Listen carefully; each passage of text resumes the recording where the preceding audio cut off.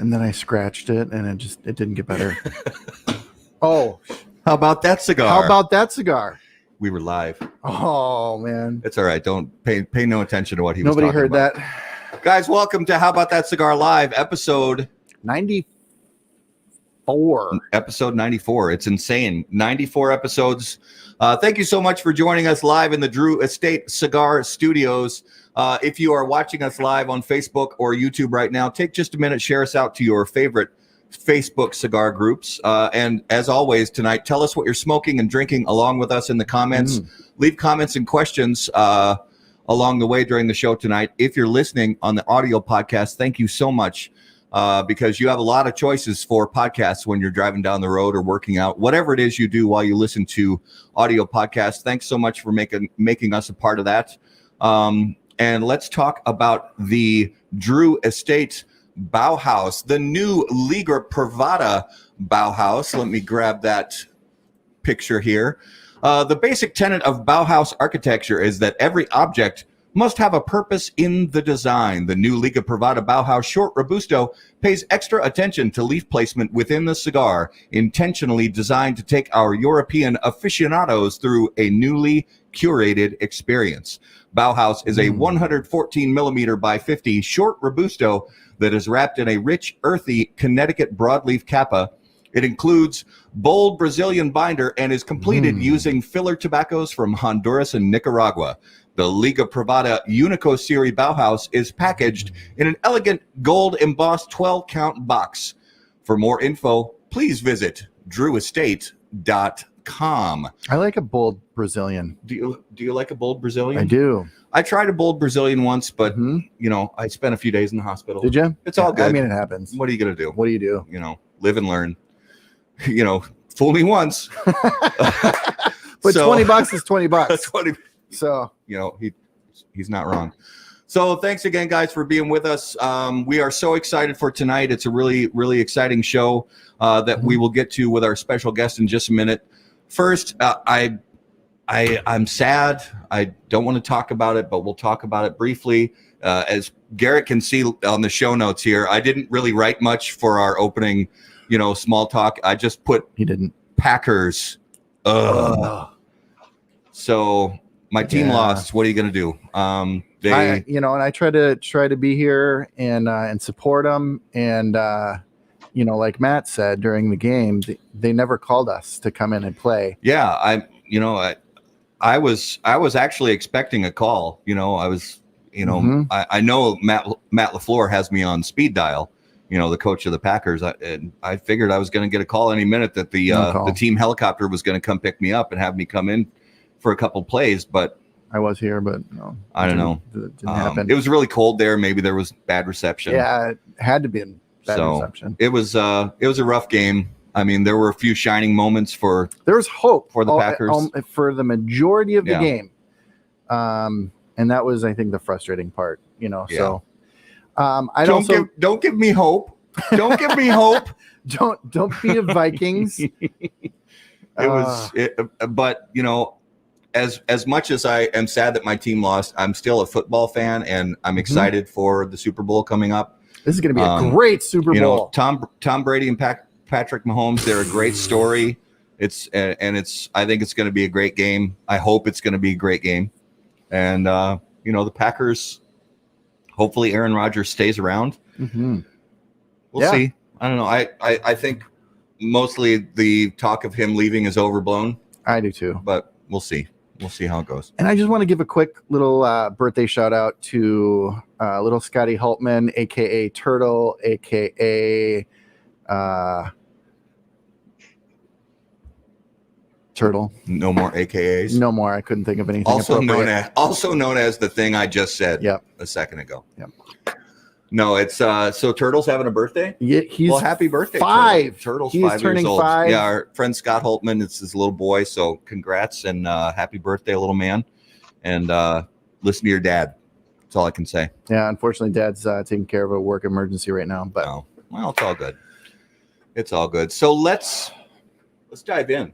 I think we should. We have a lot of stuff to talk about. We do have a lot of stuff to talk about. And let's get to our main segment of the evening. As always, guys, brought to you by Corona Cigar Company and coronacigar.com, the internet's largest and easiest to use virtual cigar store. Corona Cigar Company offers you the finest handmade cigars, humidors, and cigar accessories at the absolute lowest possible price. You'll also find unique and limited cigars containing Florida sun-grown tobacco. As a proud American, president and founder of Corona Cigar Company, Mr. Jeff Borshwitz believed it was possible to bring cigar tobacco farming back to Florida. At Corona Cigar Company and coronacigar.com, you will find the best selection anywhere in the world of cigars containing this special Florida sun-grown tobacco.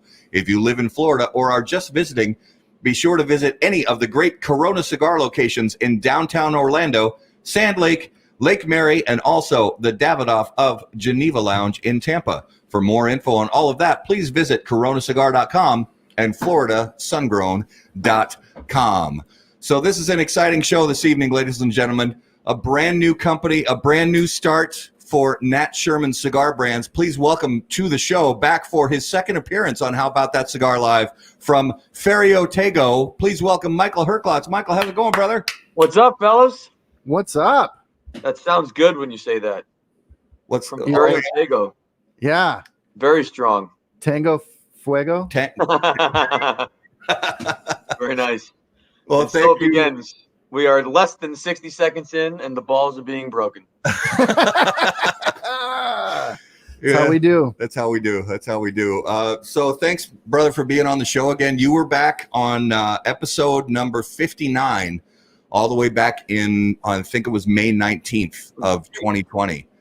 And we talked a lot about pandemics and a lot about lockdowns and stuff like that. And it was, I went back and listened to the show, and it was, there was a lot of talk about that, you know, where everybody was just in full on quarantine mode at that point. But things are looking up right now. So, you know, huge congratulations to you for, you know, for this news. And like I said, back on the show before, one of the things we talk about for first-time guests is, you know, getting a little bit of an idea of your origins in cigars and how you got started with that. But for people who want to learn that story, go back and watch and listen to episode number 59. But tell us about the series of events that led to you and Brendan making this move to start Ferio Tego. Well, I guess it depends how far back we want to go. So in October of 2019, we announced that we, meaning Nat Sherman International, announced that Altria was going to discontinue being in the premium cigar business and would explore the opportunity to sell the Nat Sherman International entity. And so that was a pretty exciting opportunity because it meant that perhaps we were going to be able to continue on the legacy of our flagship retail store, the Townhouse, of our brands, our people, and things really were going well. There was a tremendous amount of interest. It was a very exciting process. I mean, you know, just from a new opportunity standpoint and learning new things, being able to work on a project like that was very, very cool. And so we made a tremendous amount of progress.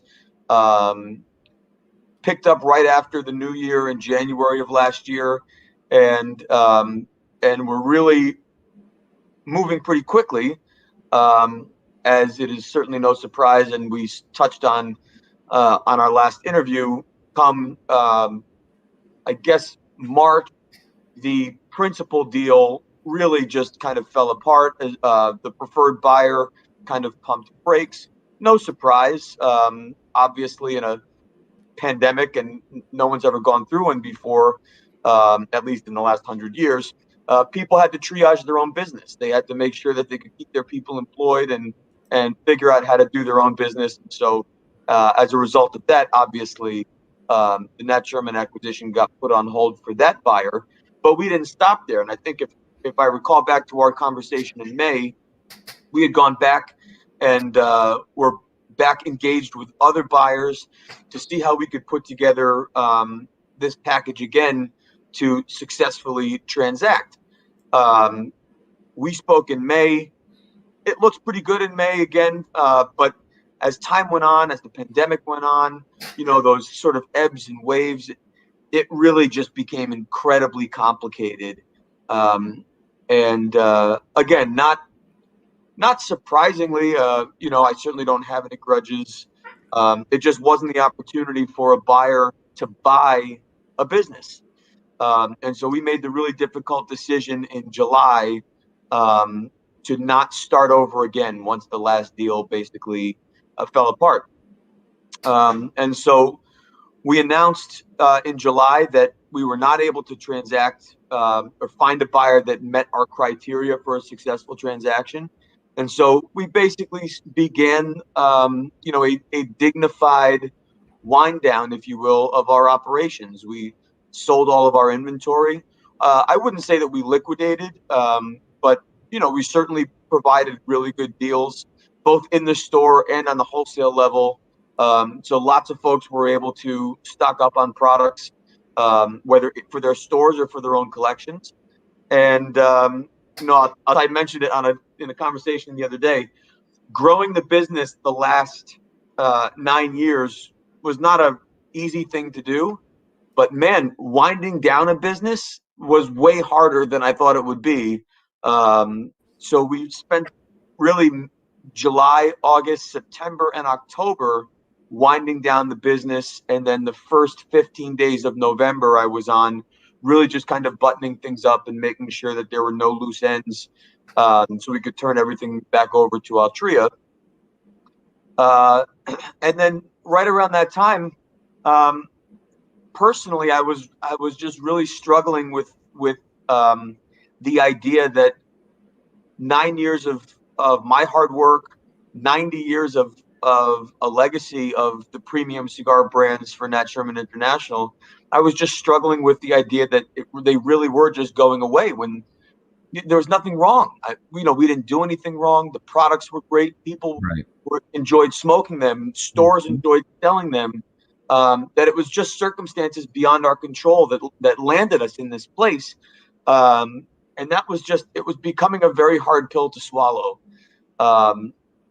And so I had a conversation with my partner today, but who really, for all intents and purposes, has been my partner the last 9 years as the CFO for Nat Sherman International. We grew the business together, this last almost decade. And I said, I'm really struggling with this. And he said, he was too. We worked so hard to try and sell.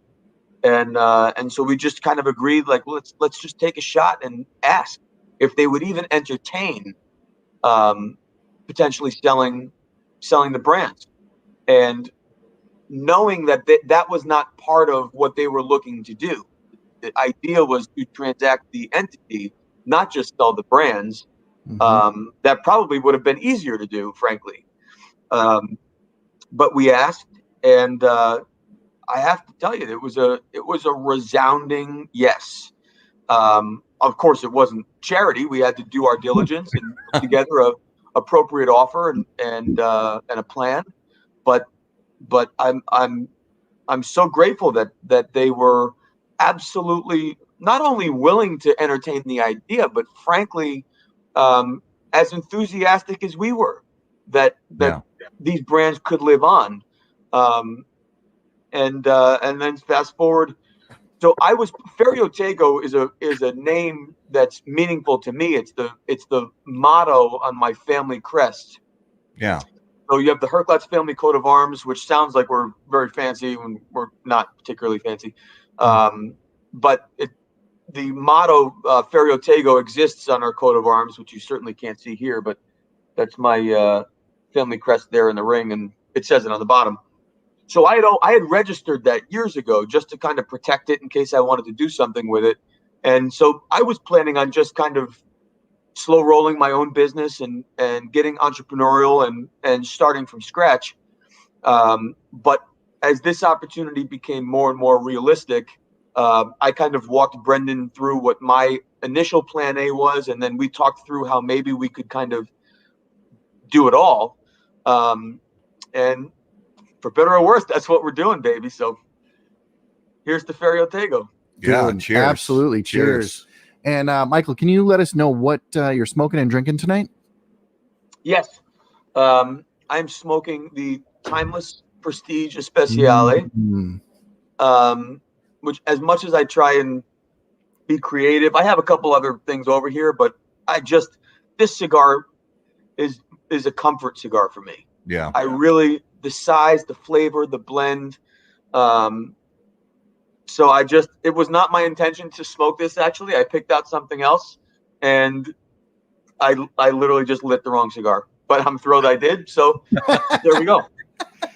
Well, I also have a Supreme on deck, nice. which I feel like I don't smoke enough on shows like this, so I was going to smoke that. And then just for fun, I've got a original Panamericana Secreto from 2014. Nice. That is. And awesome. I'm drinking a little scotchy scotch this evening. I was actually going to drink a little rum this evening, and then before the show, you all shared that you were sipping on a little scotch, and that piqued my scotch curiosity. So yeah, a little Tomatin 18. Salud. Mm-hmm. I realized, by the way, I didn't finish probably the most important part of the first part of that story, which is the conclusion, which is, so not only are we launching Ferio Tego as a company, launching Ferio Tego as a brand, but the most exciting piece of this is that Ferio Tego was able to acquire all of the brands formerly sold by Nat Sherman International. So with the exception of the Nat Sherman brand specifically, which is still a cigarette that Altria owns, Metropolitan, Timeless, Epoca, Ancora, which is our accessories, some of the other brands that we sold historically. We bought the brands, the blends, the intellectual property. We can re-commercialize exactly as we did before. And in fact, the only difference will be for those brands is simply modifying the existing way we commercialize. This is terrible light. My apologies. With that secondary band. Yep. It says exclusively for Nat Sherman International. That'll simply be replaced with a secondary band that says exclusively for Ferio Tego.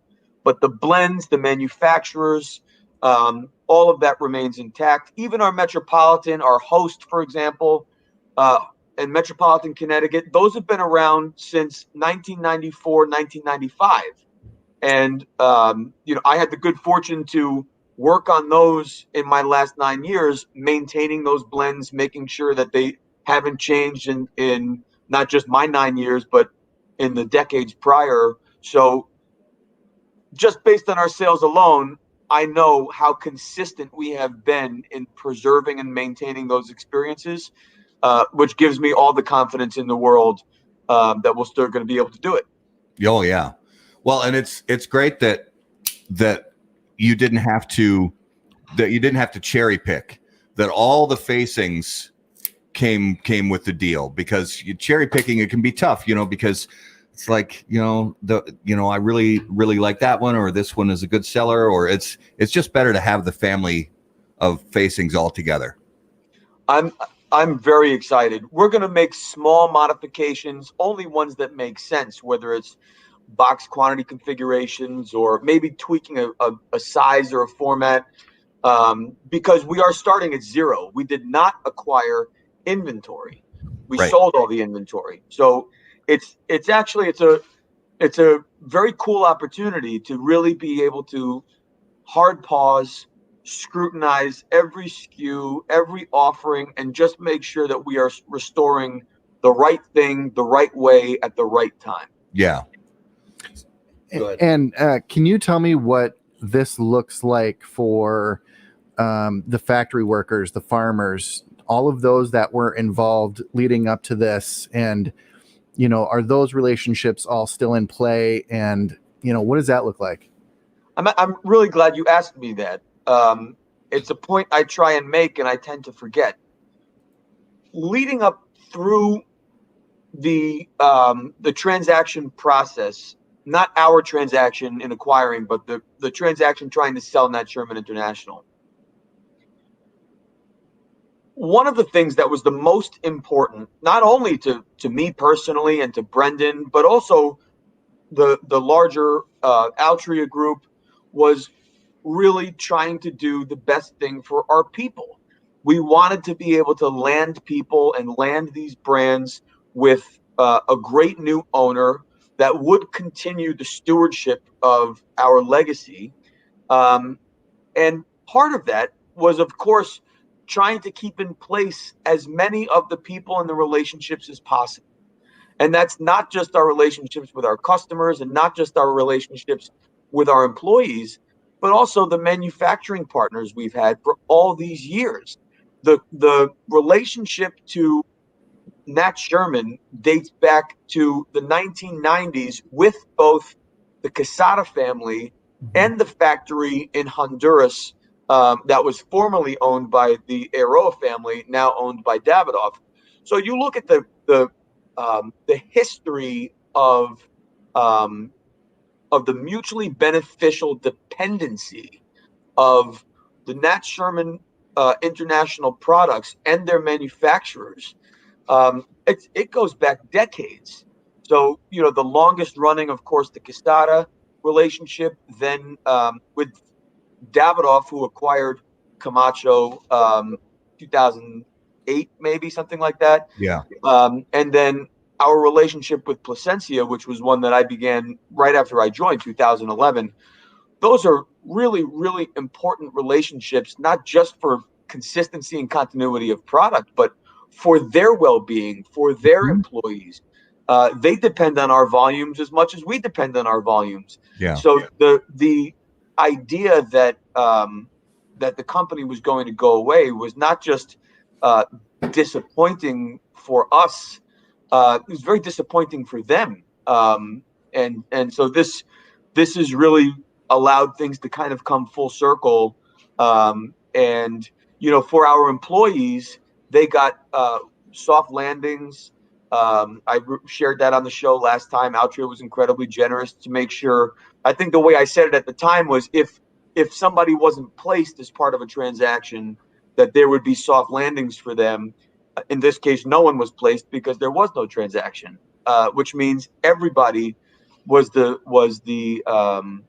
beneficiary of that generous soft landing. Yeah. So it was great for all our people, but the people who were left out of that soft landing, of course, were our manufacturing partners. And so this is really an exciting opportunity to go back to them and say, okay, let's turn the machine back on. Let's all get in this together and let's get it back. And that was an exciting conversation to have with all those folks. I don't know if they're as excited as I am, but if they're not, they're pretty damn close. Yeah. Well, and it's funny because sometimes the way a question is asked is more important than the question itself. And Garrett actually, I had this similar question written later in the show notes, but Garrett actually picked the perfect time to ask it, and he asked it better than I would have, because that really means a lot. The people who actually sit in those chairs day after day and roll that product and age the leaf and check on the fermentation and all those things. Those relationships are so important, and all those hands that go into the products and everything. So obviously the number one, maybe not number one, but something that could be very important moving forward is, like you said, making the products that come back onto the shelf now as consistent as possible with, the products, the timeless and the sterling and all that, the Apoca, the products that people, have loved for years, that they can get that product again and it feels the same, it tastes the same, it draws the same, all those things. Those are important factors, and you're totally right about, those relationships being key to what you're doing. There will, of course, as always, be folks who are convinced something has changed. Even when we did our rebrand exercise in 2018, people were adamant, not a lot, but some adamant that something had changed. Nothing has changed. I mean, literally nothing will change, except for the things that we deliberately change, whether we change a box configuration or maybe change a length or something. We're really going to scrutinize it all. But the blends are absolutely identical. And the only things subject to change are the blends if the blends don't taste the same when you maintain the proportions, because crops change. And so, there is the natural revisiting and tweaking of blends to make sure that it is the same. It's what I call it's the recasting of the roles, so that the experience is the same, right? So not my analogy. I don't think I did it on the last show, but my analogy for that process is, imagine a premium cigar is like a Broadway show. So Phantom of the Opera has been performed in every city on the planet with countless casts in multiple theaters, but the show is the same no matter what. If the intention for absolute consistency was so strong that they have kept exactly the same cast in the same role since the show was released or first debuted in 1984, it would be a geriatric Phantom of the Opera. I mean, right? It couldn't possibly be the same show by keeping the same people in the same roles. The same is true for blending cigars. So you have to recast. Let's say we were only making a limited edition of 10 cigars a year, and we kept those bales perfectly so we could use the exact same amounts of the exact same tobaccos in those 10 cigars every year. Those 10 cigars would be different. Yeah. Because the tobaccos are changing while they sit there. So the experience, the show, will not change. Yeah. Well, and that I love that analogy. And can you imagine all those oxygen tanks on the stage? Bro, I mean, right? The first time I actually said that analogy, I lost it. I started laughing because I was just imagining like the Phantom hobbling over, trying to, hit his notes. Lord have mercy. Well, and you see that sometimes, not to get off on this, but it's they have those reunion concerts which sell out for, $5,000 a seat, easy. Yeah. And it's cool to, get the band back together. But, when you've got, like you said, you've got these people who played these roles back in 1984, 1983, and they were fantastic back then, but the voice, the pipes start to lose a little bit of their luster over the years, and you get some of those people up on stage, and they're standing next to, and they're iconic. They're standing next to these people who are in their 20s singing these roles, and they have all the pipes in the world, and it's nice to see them up there, but it's a little sad sometimes too. Recasting is very important. Recasting is very important. Very important.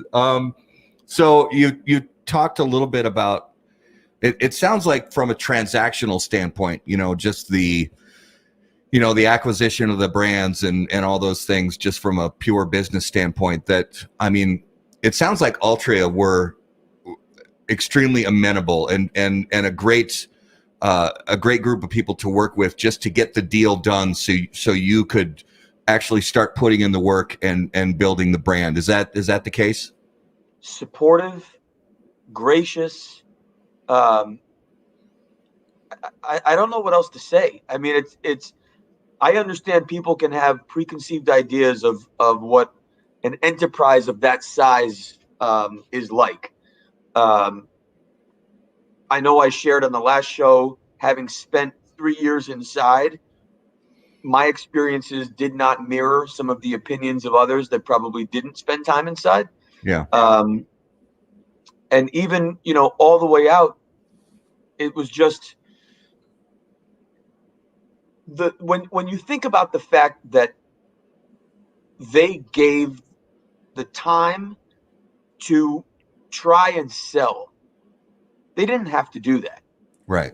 I mean, let's face it, the total contribution of Nat Sherman International to the enterprise that is Altria is probably less than the catering budget for the airplanes. Yeah. I mean, I'm guessing, my opinion, but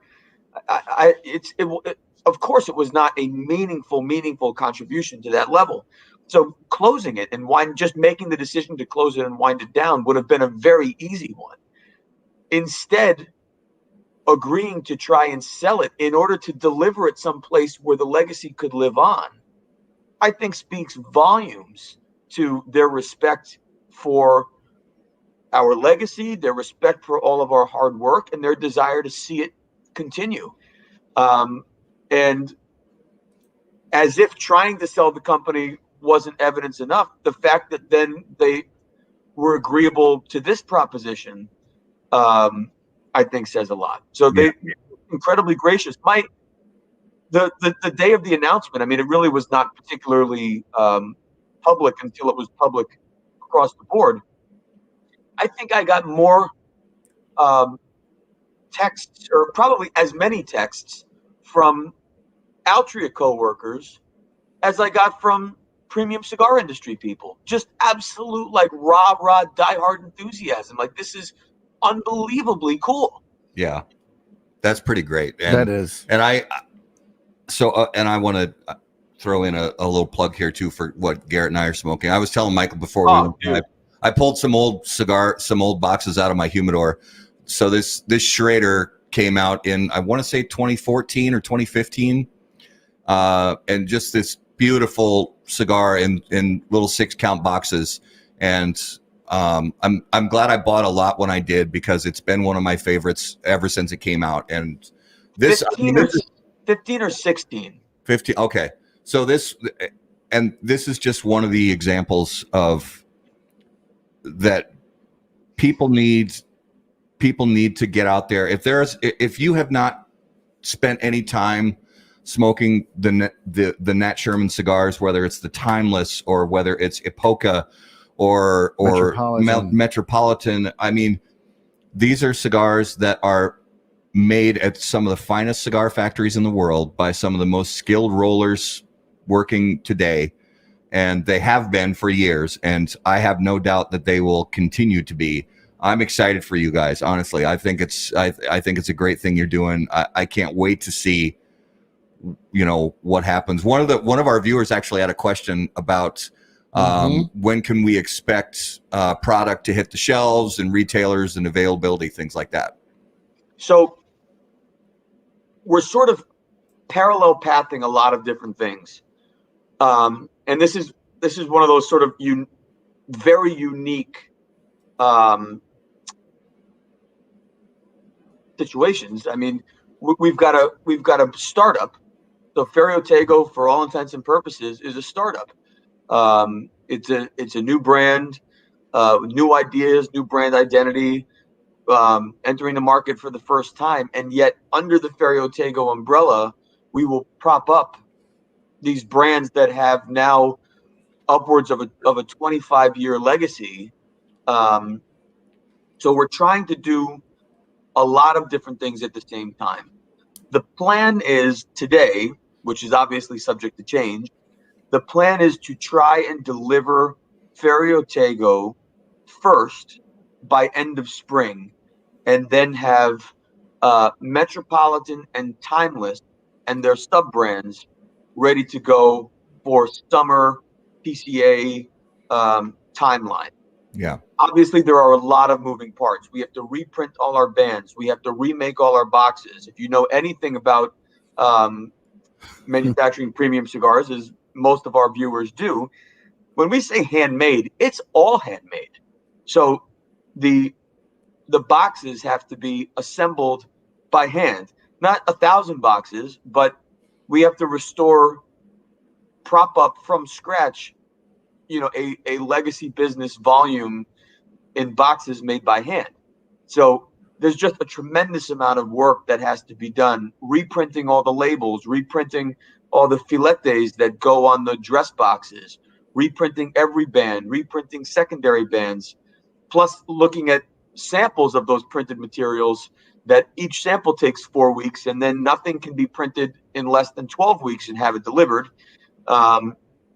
So there's just a lot of moving parts, but the plan is for end of spring, roll out Ferio Tego, followed immediately by Timeless and Metropolitan together, and then we'll focus on Epoca after that. Okay. Now, you said that there was no product you acquired. How about raw materials? Did any raw materials make it in the transition? Like what? Like tobacco, any tobacco at all? So Or- as contract manufacturing goes, generally the tobacco and raw materials are the property of the manufacturer. So we didn't own raw leaf. Of course, there was specific tobaccos set aside for our projects, but those weren't inventories that were owned by the entity that we had to purchase. Those are owned by the manufacturer, and now we re-engage manufacturers, reassess inventory levels of everything: tobacco, printed materials, ribbons, cellophane, you name it, and then kick back up. Okay. Well, and one of our viewers had a question I also had on my list, and that is that have you, because a lot of people forget that, prior to Altria, for decades and decades, the Nat Sherman brand was a family business, and you were very close with the Sherman family. So have you kept in touch with members of the family, and has anyone reached out to you just to say congrats? Oh yeah, we full disclosure. So I've been in touch with the Shermans even after Altria acquired the business. So it was a family-owned business through the end of 2016, and I joined the Shermans in 2011. My partner Brendan was 2009, I think, and so of course we worked very close with the Shermans under their ownership as part of the executive team. It was pretty daily interactions, and then even after the acquisition, the Shermans stayed on for a year, so we worked pretty closely during that year as part of that sort of transition process to Altria. And then after that year was up, we were in a little less touch. I think that was really a time where they got to kind of sit back, put their feet up, and enjoy whatever the newfound life is after you sell your family business. Spend more time as a family, I suppose. But we certainly have stayed in touch throughout. Once the news came out that we were entertaining a sale, they were very supportive, knowing that this was obviously a very difficult period, certainly for us. It was not in the acquisition model for this side of the business to be spun off. And then we were obviously in touch as we announced that we didn't successfully transact. And then fast forward, we spoke to the family the night before it was going to be announced, just to make sure that they were fully aware, that they weren't caught off guard, and they couldn't have been more gracious or excited. So it really is perfect. Oh, that's good. And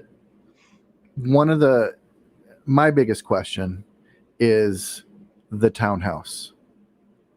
Is that gone? Is that closed? So any plans of anything like it at this point? There's a lot to unpack with what seems like a very simple question. So there is never going to be anything like it. That's just a fact. Right. Yeah. Right. For a lot of reasons. There's no way to recreate such an iconic piece of New York legacy history. In fact, last month on the cover of New York Magazine, they had these amazing, it was an amazing cover of just black and white illustrations of the things.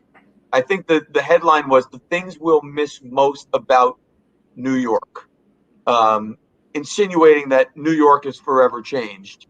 And they were all pictures of very famous businesses like the 21 Club, which is now closed, and a lot of other businesses that were lost during COVID. And the Nat Sherman Townhouse was in the top right corner of that cover. Hmm. So there will never be anything like it. Yeah. Whether something goes in that space, I don't know.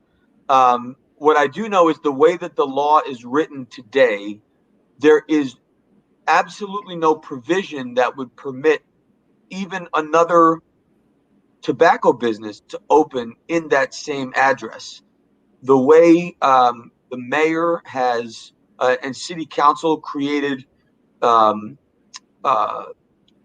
caps on tobacco licenses by district, and the limitations to transfer a license, it's absolutely paralyzing. So, as I understand the law, unless there is some kind of exemption or something, which I suppose is possible, and if there's any sense of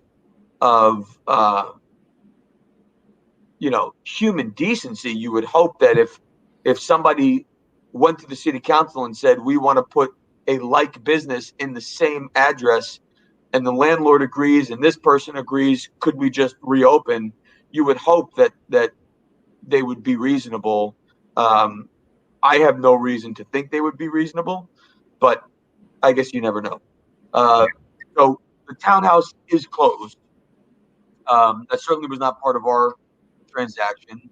Right. And, anything like it for us, that is obviously a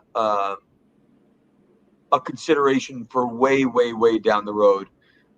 We need to make sure that as now a startup, small family business in the tobacco space, that we are taking as big a bite as we can possibly chew, but without choking.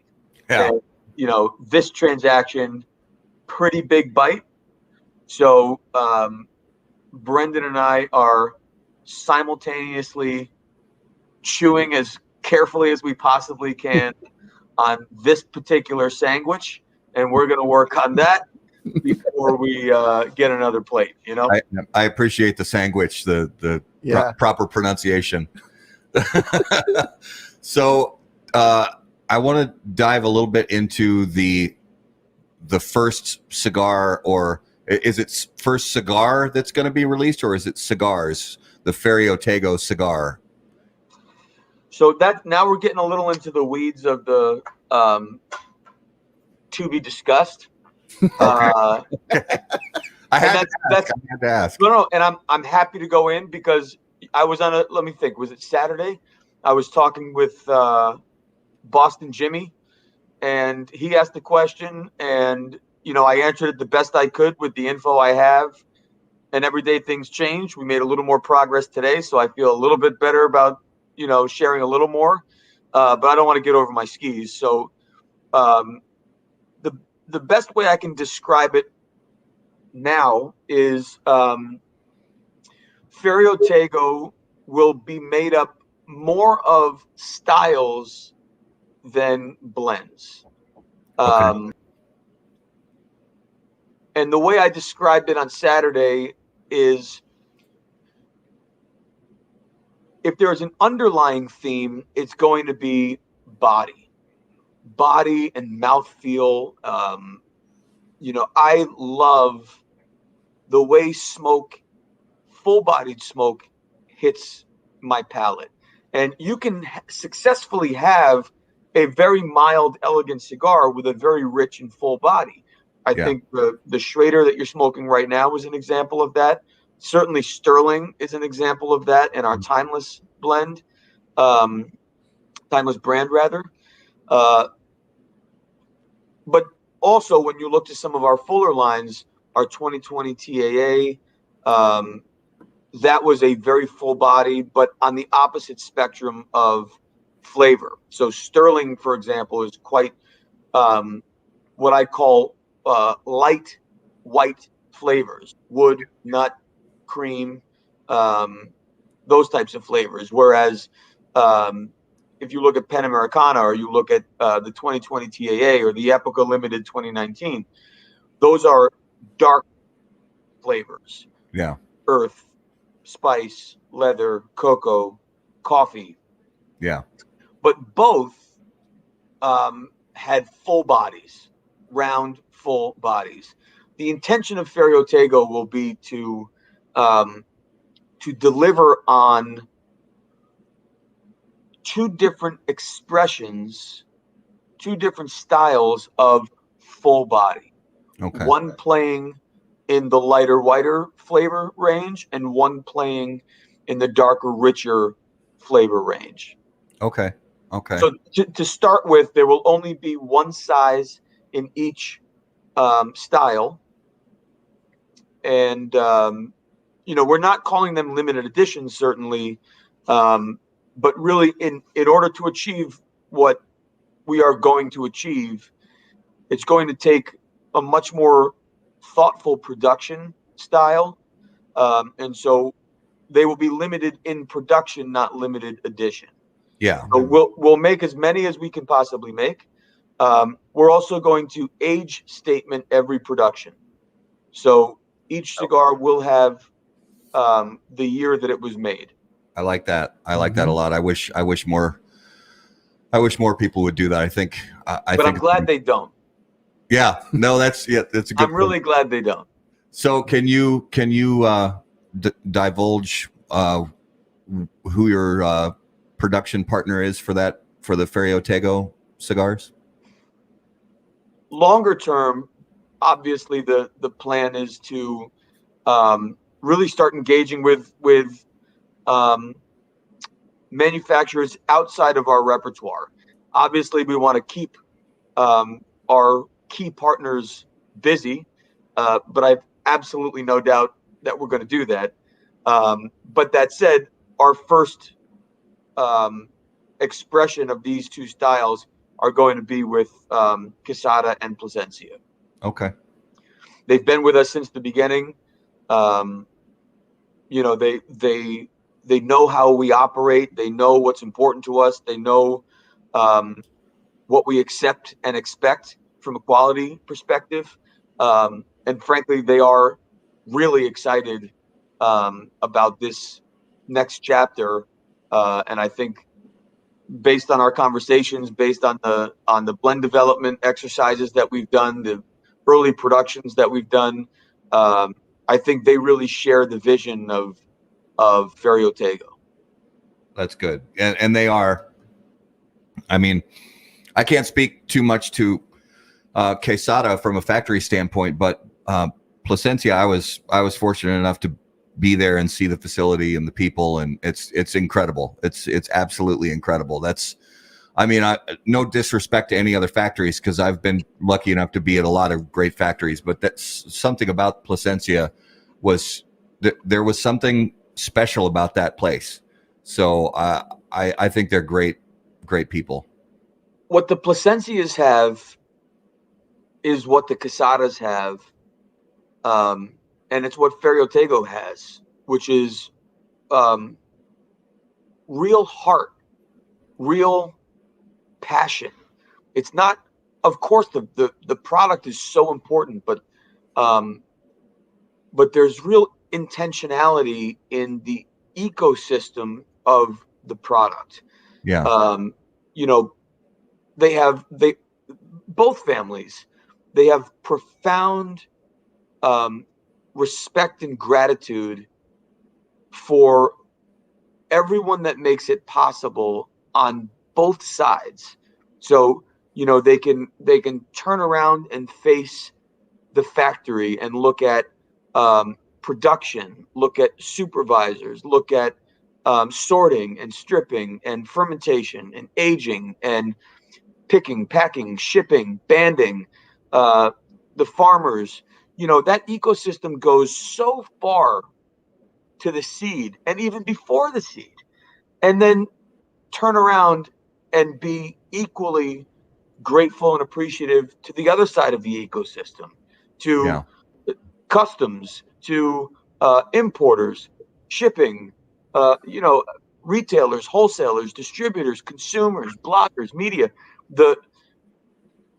and not just appreciative and like, thank you very much, but they're both Placencia and Casada, and Davidoff for that matter.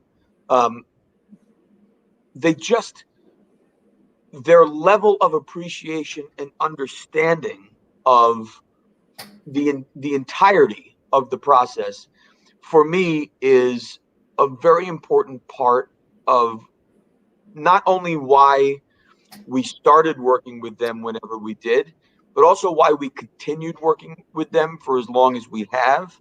And that's also why there's absolutely no point of discussion with why we wouldn't continue to work with them in the future. Yeah.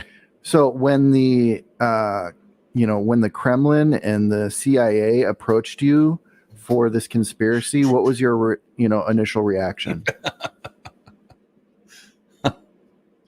I am generally really good with an off-the-cuff punchline that would just crush, and I have nothing. I started thinking about trying to do like a Russian accent, but I didn't want to offend anybody. Plus, I don't know any words in Russian, so I was afraid I'd say something completely off base. And I certainly can't play American politics because that'll just explode no matter which way I go. So I did it. One. I did it. One, master. Wow. Oh, you got to put our well guest done. spot Thank while he's you. live. Hey. Yeah, cheers. Thanks, brother. Cheers. I just poured another little little scotchy scotch. So I know this is a broad question, but if you had to define like the big goal for this first year for Ferio Tego, what would it be?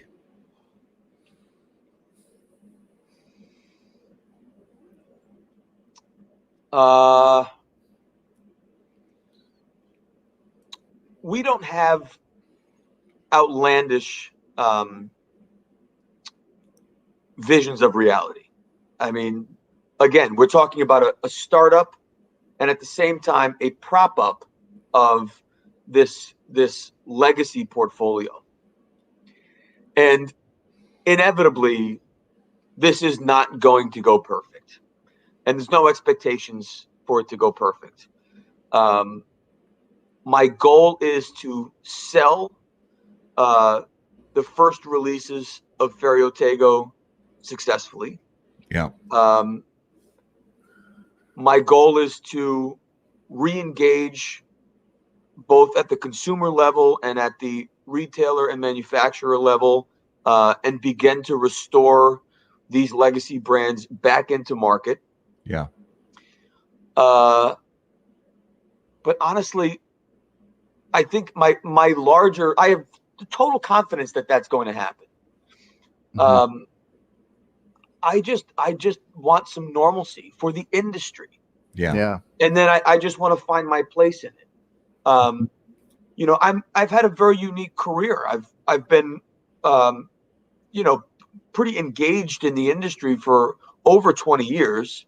The last 9.5 of which at a relatively senior level. And I think, and maybe this is a personal thing, not a consumer perspective. Personally, I've struggled with the balancing my identity of just being an employee, which I was, but also dealing with some of the perception that I was always in front of the brand. And so it was an interesting balance of trying to act with the conviction and the responsibility of a principal without being a principal. Yeah. Yep. I'm just so excited that I can say after 20 years, I own a small family business in the premium cigar industry. And I would just like the industry and the world to kind of get back to a place where I can I can really engage with people as a principal, whether it's my colleagues on manufacturing side, sitting down with retailers, lighting up with consumers, and just engaging in a way that I've never truly been able to engage. And maybe it won't feel any different for anyone else, but it sure as hell is going to feel different for me. Yeah, absolutely. Well, go ahead. Well, no, and we've got a great viewer question too, is, from Guy, who asks, what's the approach to distribution? How can people get a hold on? Are you going to be using a lot of the same channels that you were using when it was under both? So Guy is a good friend of Nat Sherman International, of the Townhouse, a member, a great New Yorker, great preacher. So that is probably the last question to finally answer, which is our final route to market. And we've spent the better part of the last month and a half really scrutinizing all of those options. And as you can imagine, the options are endless. And the good news is we have the benefit of time to make sure that we do it thoughtfully and correctly. So that's exciting. But I don't know for sure. But to answer that question, high level, Guy, the stores where Nat Sherman International's portfolio was sold historically, with the exception of the Townhouse, will hopefully bring them back. Yeah. So I would hope that any place you were able to find the cigars before, you will be able to find them again.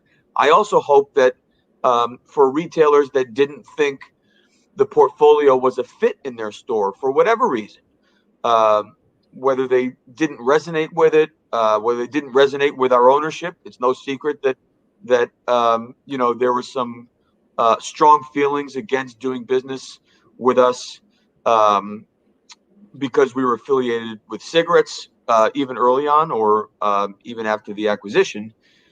Hopefully this is a new proposition. This is a proposition to do business with what will hopefully be the newest startup / prop up in our industry. Yeah. And hopefully that's exciting. So Guy, I would just tell you to just keep searching and keep looking. It will not be a secret when they're available, Guy. Trust me. So the moment they are available for sale, you're going to know about it. Hopefully everyone's going to know about it, and we'll let you know where to find it. But in the meantime, I would just encourage everybody to look for the products now. We sold a tremendous amount of inventory into market, and retailers have the product. Yeah. And most retailers didn't blow it out because it's perfect product and it's product that people are looking for. So I would just tell you, if you're out and you're looking, to just start searching, and you're going to find it. Absolutely. And then that also empties the pipeline, so I got something to fill in 6 months. That's right. That's win. Go clear the current Nat Sherman, Clear the shelves off the shelf, so it makes free space for Michael to get some new product on there. So this one's kind of a personal question that I actually didn't even think to ask when I was writing up show notes, but it just occurred to me, and I'm just curious from a personal standpoint, if when all this was fluctuating and things started happening, going back to say July of last year, did you have a little window or a couple times where you thought to yourself, maybe I'm going to move out of the premium cigar space and get into a different line of work? Was that ever something that crossed your mind? The thought, of course, crossed my mind. It's tough for me to pinpoint timing. But look, I'm a married father of 2 girls that lives in New Jersey, and there's a tremendous amount to think about. So what better way to maintain full stability in my family than to go out as an entrepreneur and buy a cigar company? No. You're good. You're good. You're good. Yeah, of course it crossed my mind. And I had, again, knowing this was sort of at least a possibility. There was also a chance, by the way, that we could have sold the company, and whoever bought the company, I wouldn't have gone with the transaction. So, with all of that unknown, I certainly had a lot of conversations with friends in the restaurant business, hospitality business, menswear, wine and spirits. All my favorite things. Look, I wanted to be a drummer. We talked about this last time on the show. I wanted to be a drummer because it was my passion. It was my favorite thing to do, and I wanted to turn my passion into a profession. I did exactly that. I just did it with something different. Milli Vanilli cover band. Solid. I would have done it. Hell yeah. When it was time to really scrutinize all the options, before there were options, right? Really just scrutinize in my head. I wrote down my passions. I just made a list of the things I love to do when I'm not smoking cigars,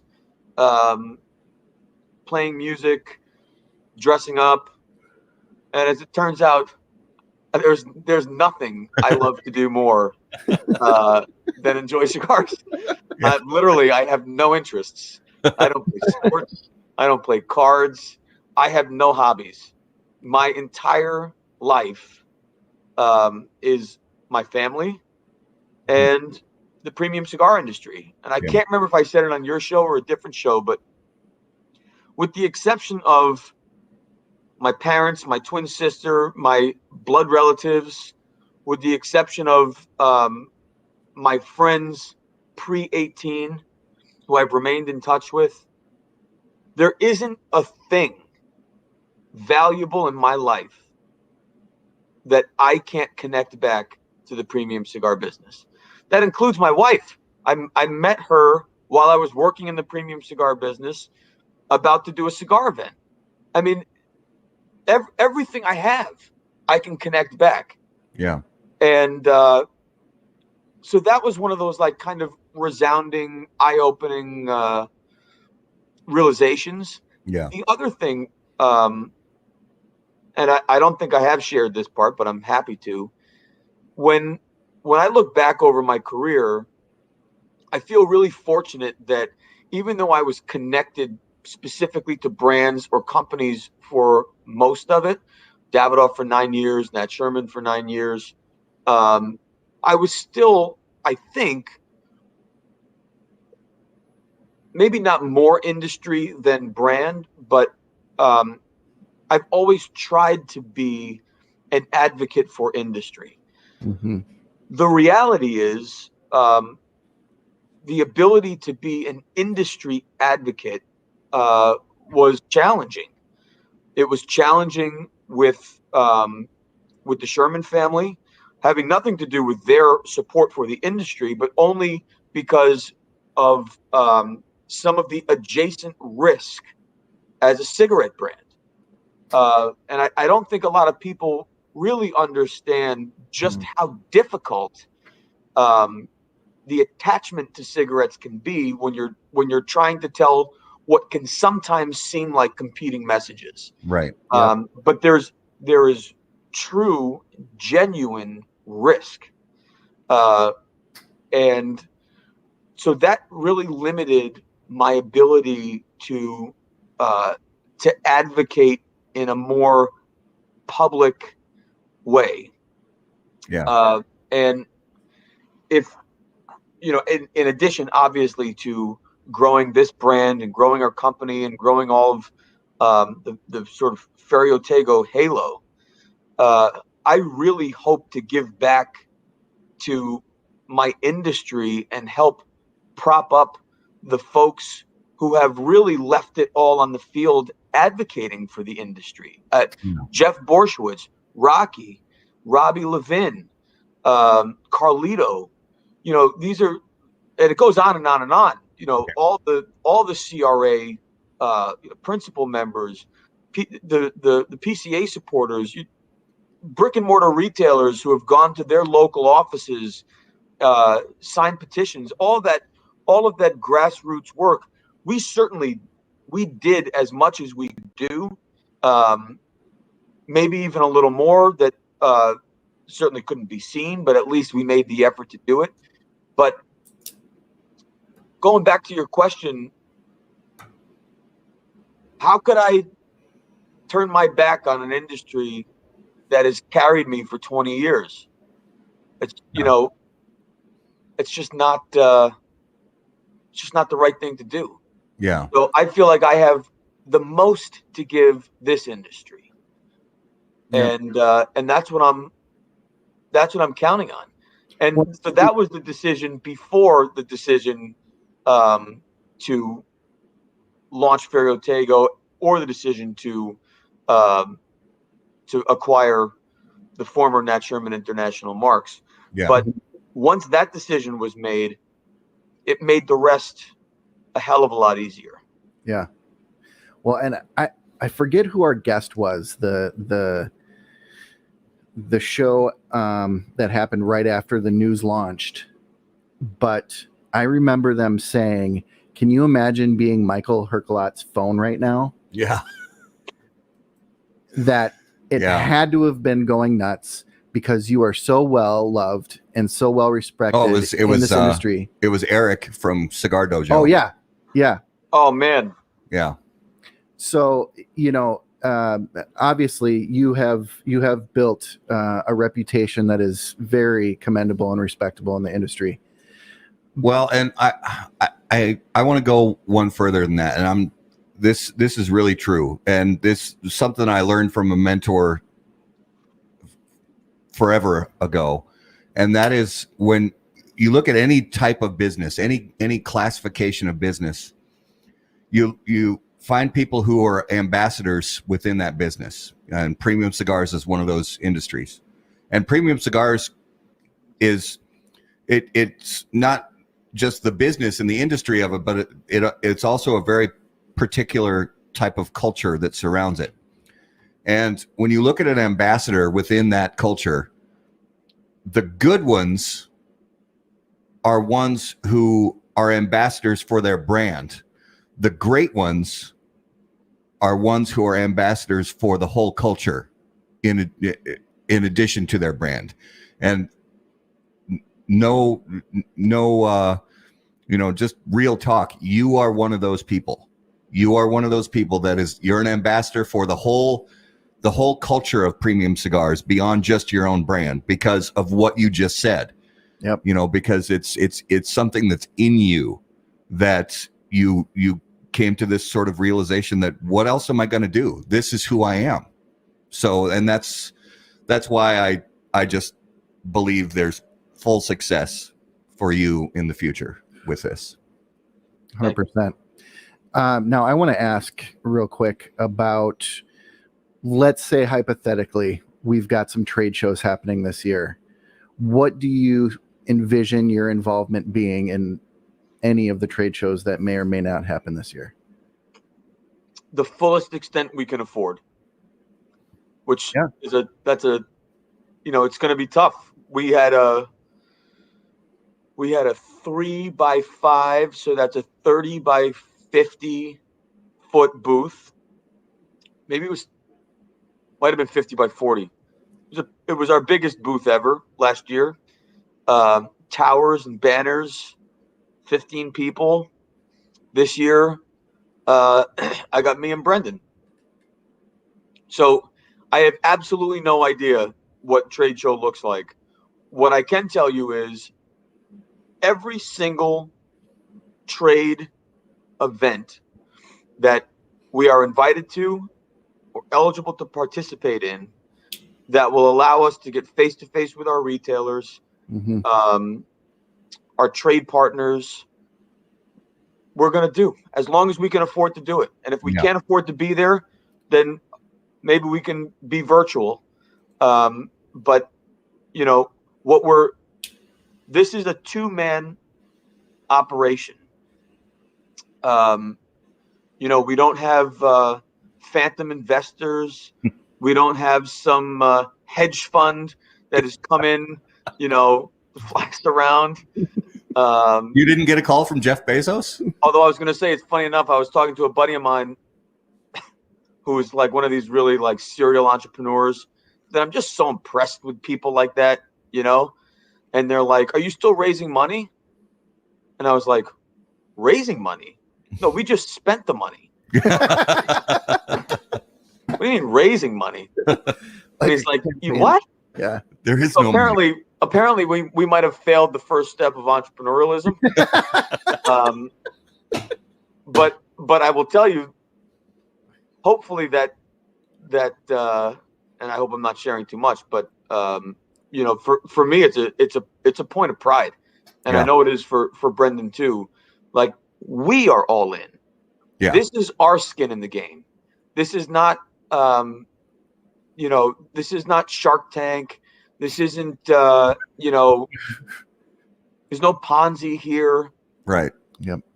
We are all in 1,000% to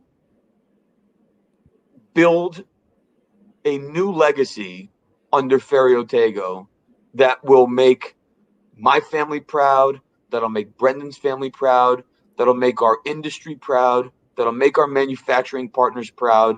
And when you say the words Ferio Tego, it should do something to you.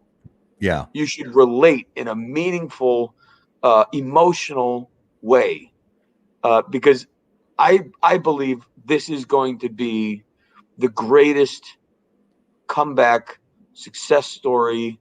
I really believe it, and I'm just so excited to get started. Yeah. And in the meantime, I have a fundraising page. You can click here for my Patreon. I have a Kickstarter that I just set up while we were having. Yeah, like Kickstarter would ever do anything related to the word tobacco. Oh. They'd probably. Can I tell you something, man? That realization, and I've known it for years. Yeah. The realization that not only are we up against regulation, we're up against smoking bans, we're up against confusion on consumer use patterns. Yeah. Mm-hmm. We're also just up against people who have decided to not take our business. Yeah. Which there are so many other cases and case studies where when one group is excluded, it's illegal. Right. And here we are ready to do business. We'd like to pay you a fee to process our credit cards. No. We'd like to pay you to build our website. No. Yep. It's staggering. And even for just little old, how about that cigar? It's if for pretty much any other business, if you want to do things like promote a post or something like that on Facebook or Instagram, you can't do it. You can't even pay to advertise. Yeah, can't pay to advertise. You can't get monetized on YouTube. Well, porn, yeah, drugs, crypto, all day long. Yep. Exactly. It's all good. Exactly. I do hope, though, as we start, I am very bullish. I'm not naive, but I am bullish that if we're starting to read the tea leaves of what's happening in defining premium cigars over and over and over, memorializing it in multiple places, without deviating from that definition, which I understand is not a full premium cigar industry shared definition. And I recognize that presents a lot of challenges for my peers who are in sort of some of the fringe that has fallen off this definition. and I totally feel for them. But most of the premium cigar SKUs live within most of this definition. Right. And I have to believe that if we establish that definition and hold firm that that definition will benefit the whole of our industry in a pretty meaningful way, especially if we can then reapply that definition to things like a credit card processing or web builders or advertising or any of those things. And who knows, that might be pipe dream stuff, but I hope that this definition that has now been memorialized a few times, and one that was also memorialized in our comments when we submitted them in 2018,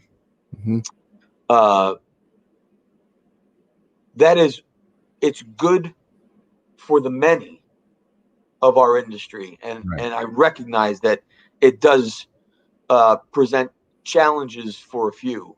Yeah. But I hope that that it really becomes bedrock for the future of litigation, regulation, and all the other challenges we're up against. Yeah, amen to that. So you talked a minute ago about exposure, trade shows, and things like that, and part of that leads into our newest sponsor here is Smoke Inn, Abe DeBabna, and who? So who? I don't know if I've heard that name before. So he let us know that you were going to be the one of the co-hosts at the Great Smoke 2021, the virtual experience, the digital experience, I should say. So tell us how you got involved in that, and what your role is going to be. Are you going to be the Dean Martin of the evening, or the Tony Romo, or the Tony Romo? Yeah. Oh, I don't like that one. I know. I'll go with Dean Martin. Yeah, let's go. I'm going to go with Dean. I like Dean. Yeah. I'm going to stick with Dean on this one. I'll be honest. This is a totally new concept. I think it's fair to say nothing like this has ever been attempted in the premium cigar industry, which makes all the more sense that Abe would be the one crazy enough to say, what if we just do it all with cameras and ship out 1,000 packs? And what could possibly go wrong with that? Nothing. Great. It's going to be great. We haven't had a single IT issue in the 11 months of quarantine. We don't buffer anymore. Who buffers? So what's amazing about this, first of all, Abe has done a multi-vendor event for many years. I think it's safe to say, and he might criticize me for saying this, but I don't mind saying it. I think it's fair to say Cigar Aficionado really pioneered this idea of multi-vendor events with their Big Smoke. Yeah. If there's only one criticism of the Big Smoke, was that it never related to commerce. It was really about exposure, but there was no commerce to be done at the event. Big Smokes are still tremendous events, engaging with principals and all those things, but it's not a sales event.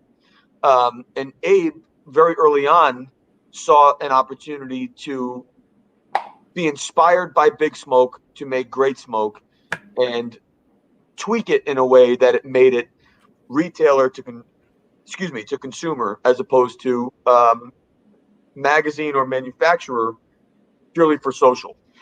So he's always been so innovative and ahead of the curve as far as innovating the consumer experience with his business, and I've always admired it. So he was probably the last major premium cigar event to get pulled off in 2020. Yeah. And, I can't remember when we spoke, but we spoke shortly after it, just kind of casually. And he's like, dude, I don't know what I'm going to do if this is still going on next year. He's like, but there's no way we're doing this a year from now. Right. No way. And we're like, yeah, no, a year? Yeah. Here we are. But then we spoke again, kind of casually in, I guess this fall, late summer, early fall. And he said, just shooting the shit. And I said, how's Great Smoke looking? And he's like, dude, we're going to work on something that's a little bit out of the box here, but just to cover our base in the worst case scenario. And he was telling me about this whole idea of, being in person and being virtual. And I said, man, if there's one downside to the Great Smoke, it's that you have to be there. And there's a lot of people, I'm sure, who would love to go, who just can't get on airplanes to be in West Palm Beach on a Saturday. Yeah. So I think this is incredible no matter what, whether we're quarantined or not. Like, just let's do it.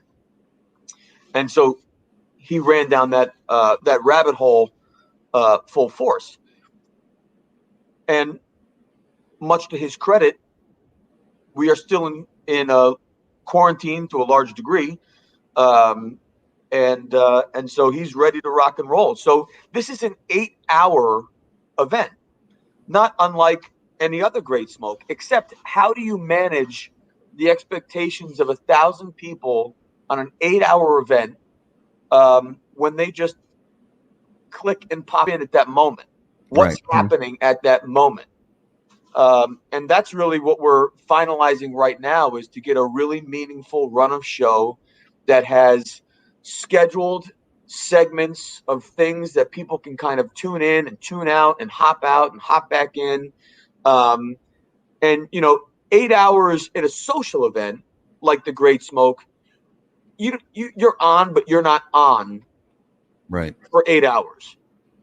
But when you're talking about a virtual event, the energy that it requires to deliver something that's engaging through this thing, that requires a tremendous amount of energy and organization. So he actually asked me I want to say it was like July, June, maybe. So early conversation was spring, because he asked me in the summer whether to do it. And it was before we had announced that we weren't going to sell.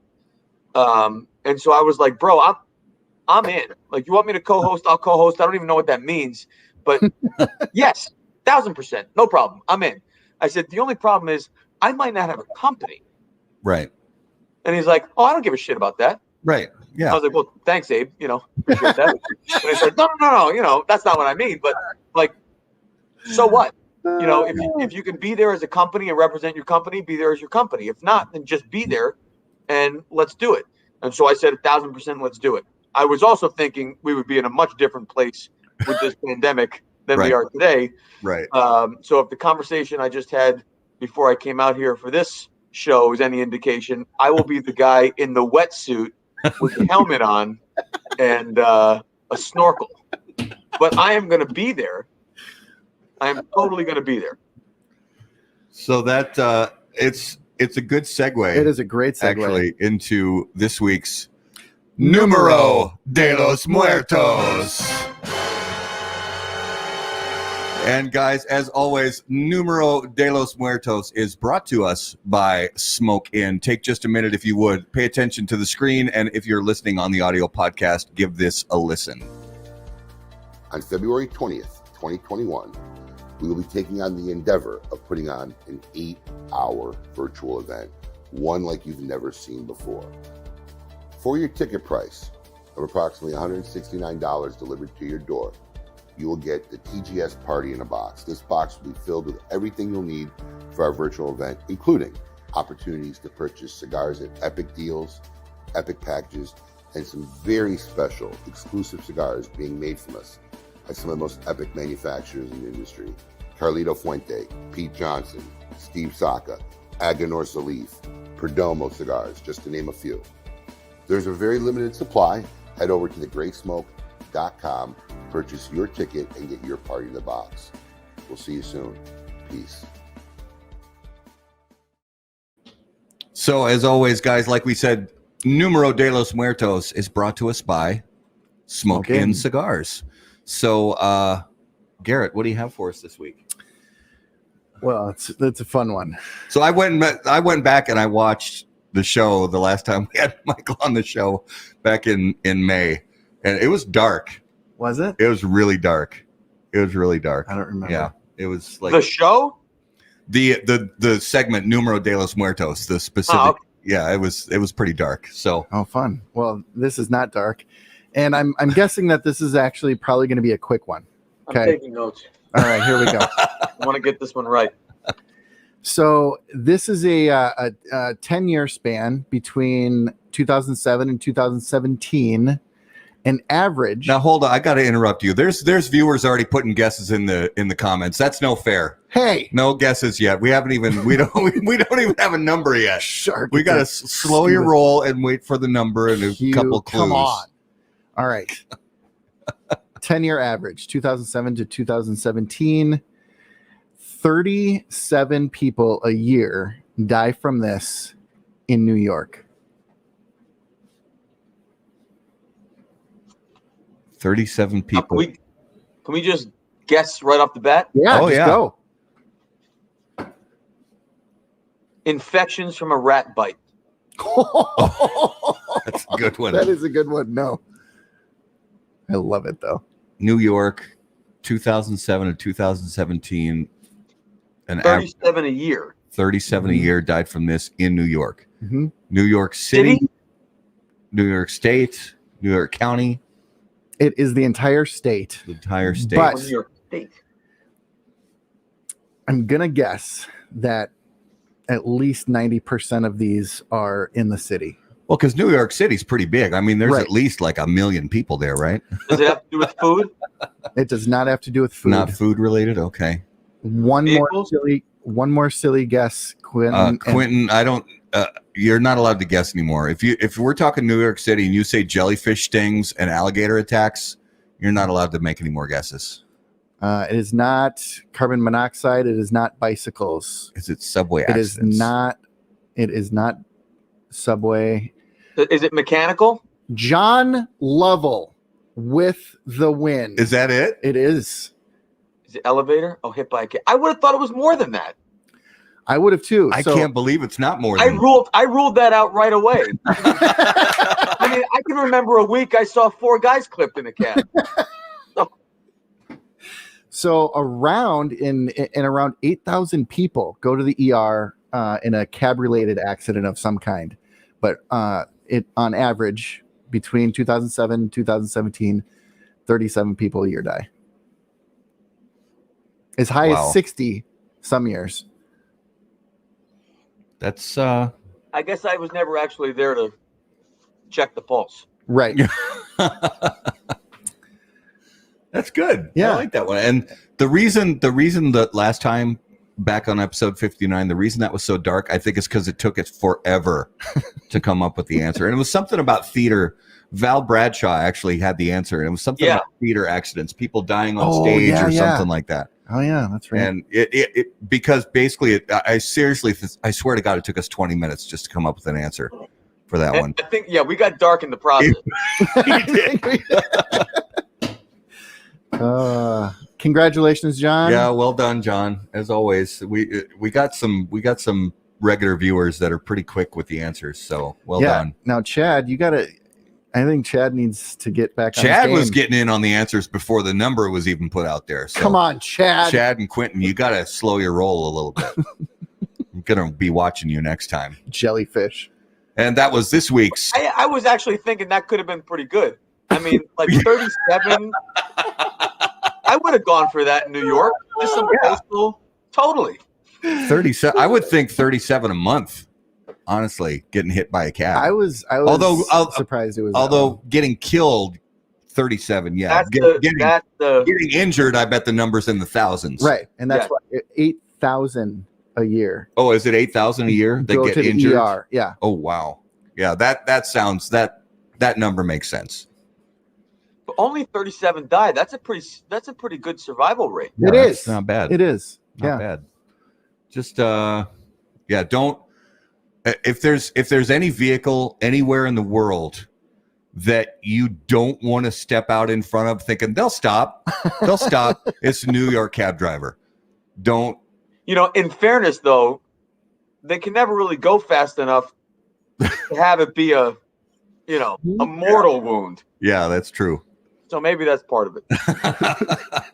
And that is this week's Numero de los Muertos. And as always, Numero de los Muertos brought to you by Smoke In. So we had the last time you were on the show, it was kind of toward the beginning of these lightning round questions, but we have some new ones drawn up. So Michael, if you could bring back any fashion trend from the past, what would it be and why?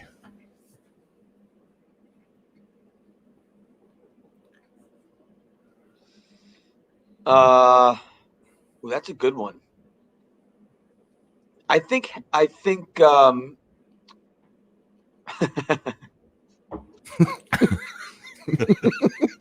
Easy. It's not a family show, so you can say whatever. My answer is formality for time and place, meaning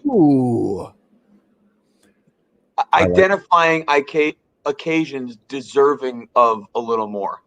Now, when I did that, I pictured old school New York and everyone in hats and suits and ties and black and white.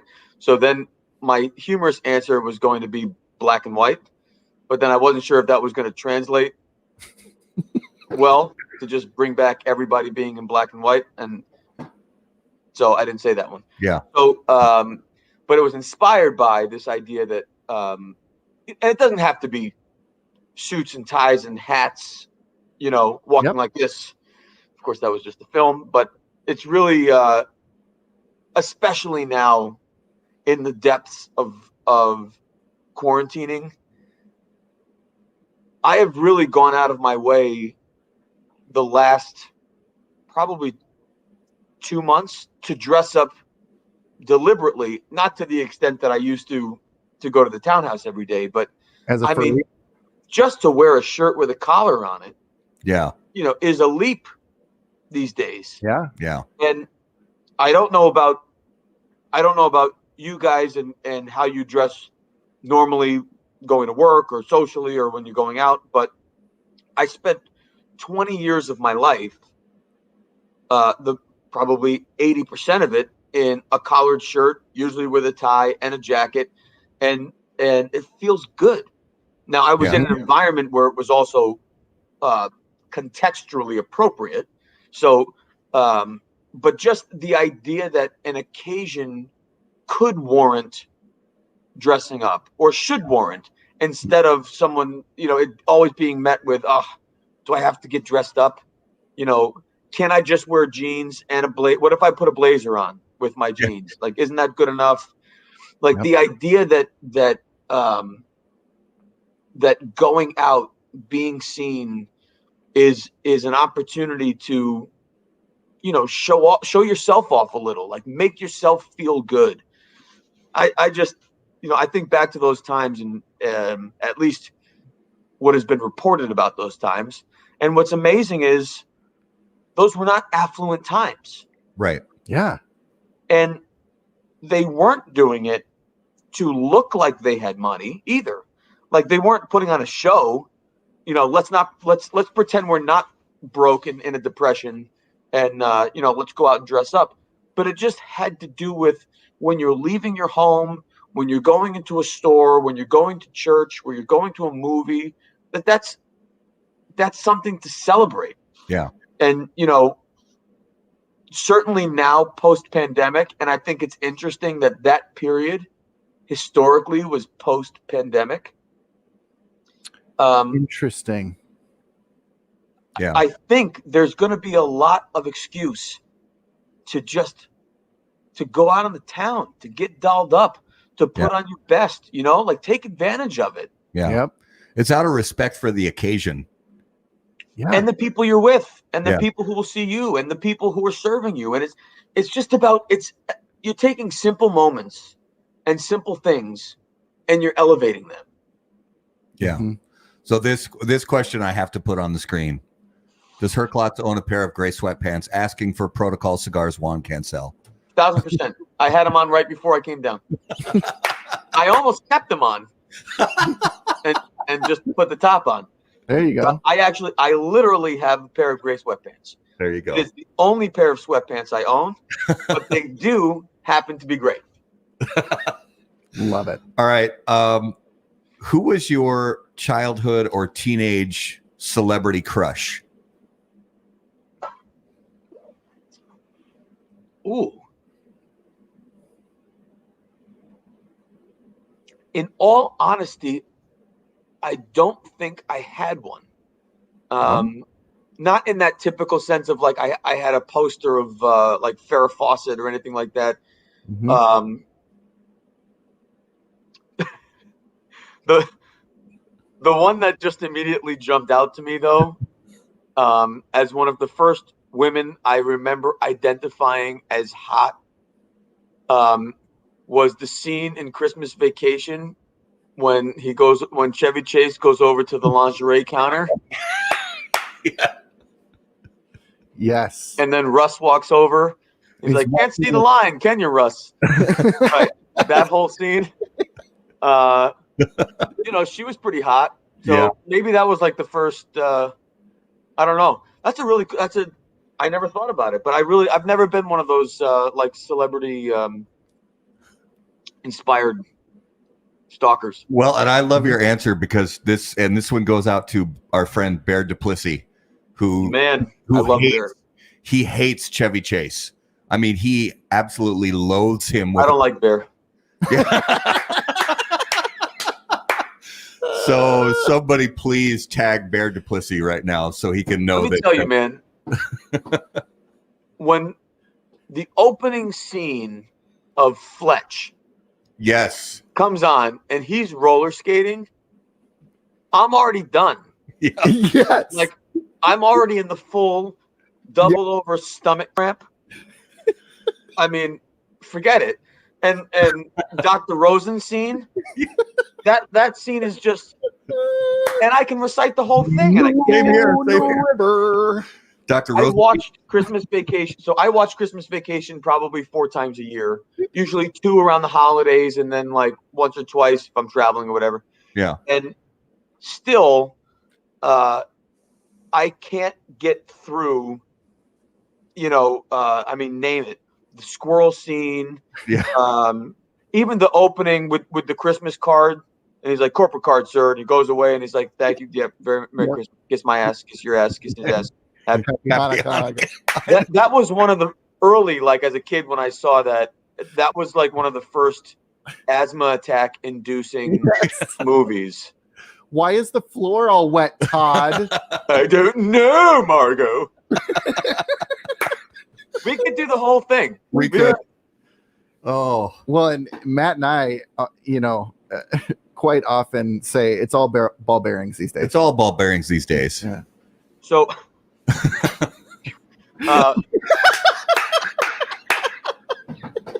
my favorite line, and I had to be obviously very cognizant of who I said it to. Anytime something came into the store or we're setting up for an event, anything, and someone says, "Where do you want me to put this?" Every time.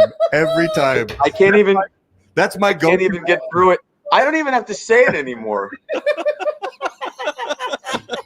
Like half the time, they actually come back to me and said, "I wasn't talking to you. I know." But like, it's the greatest line I think in the history of cinema. And then just put the Jason mask down and hit the incredible.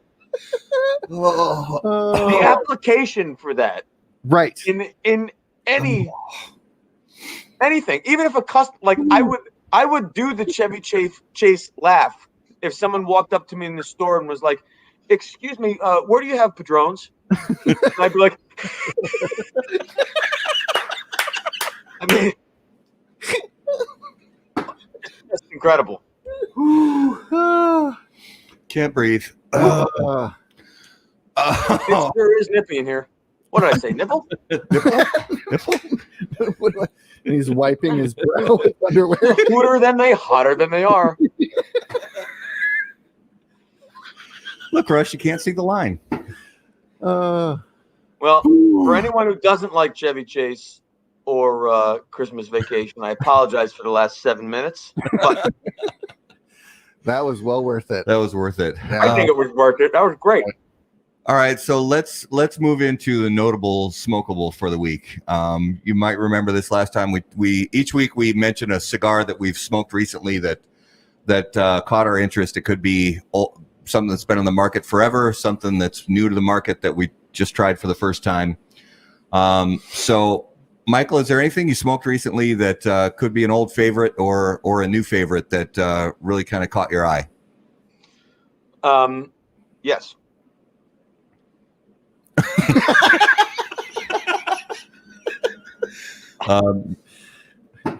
Would you like more? Could you tell us what cigar that was? Was it made by Quaker State? Was it made by Quaker State? So I can answer all three scenarios. So an old one that I've fallen back in love with is the Speciale. Because I've been smoking lots of samples, and now I blend in 6x50 now.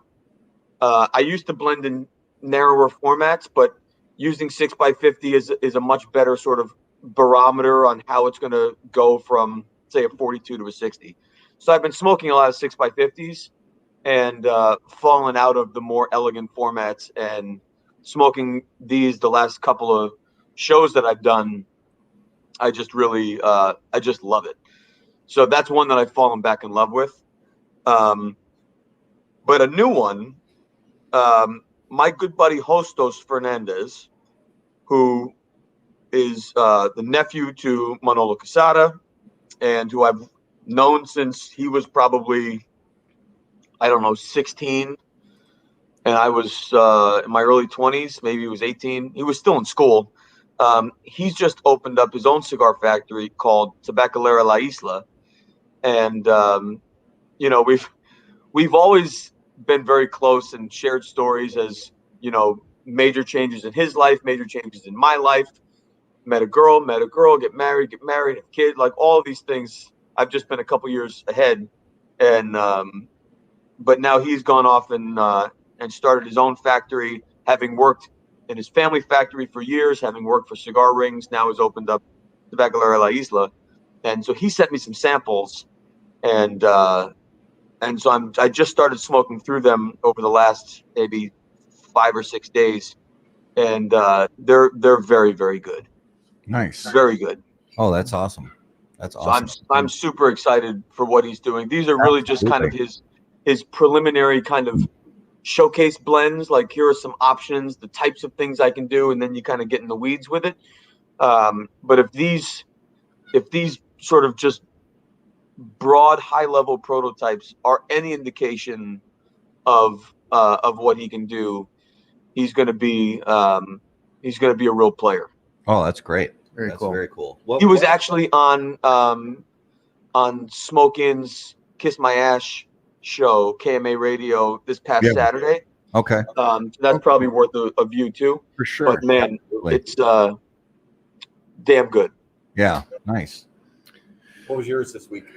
For me, it was it was just today. I got a box of Davidoff Yamasas, and I couldn't let it sit, and I had to break into it, and right off the truck.